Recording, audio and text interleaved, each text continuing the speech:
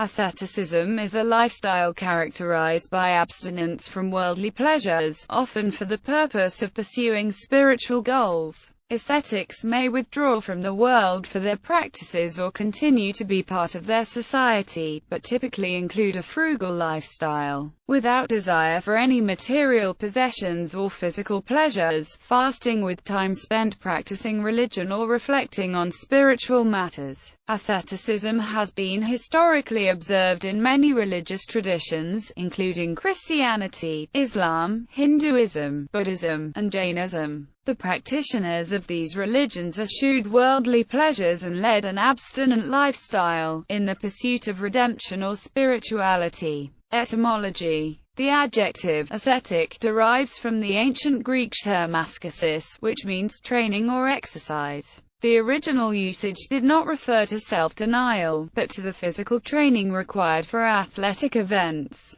Its usage later extended to rigorous practices that are used in all major religious traditions, in varying degrees to attain redemption and higher spirituality. Sociological and psychological views. Early 20th century German sociologist Max Weber made a distinction between innerweltlich and außerweltlich asceticism, which means inside the world and outside the world, respectively. Talcott Parsons translated these as worldly and otherworldly. However, some translators use innerworldly, and this is more in line with inner world explorations of mysticism, a common purpose of asceticism. Inner or otherworldly asceticism is practiced by people who withdraw from the world to live an ascetic life. Worldly asceticism refers to people who live ascetic lives but do not withdraw from the world. Wealth is thus bad ethically only insofar as it is a temptation to idleness and sinful enjoyment of life, and its acquisition is bad only when it is with the purpose of later living merrily and without care. Max Weber, The Protestant Ethic and the Spirit of Capitalism. Weber claimed this distinction originated in the Protestant Reformation, but later became secularized, so the concept can be applied to both religious and secular ascetics.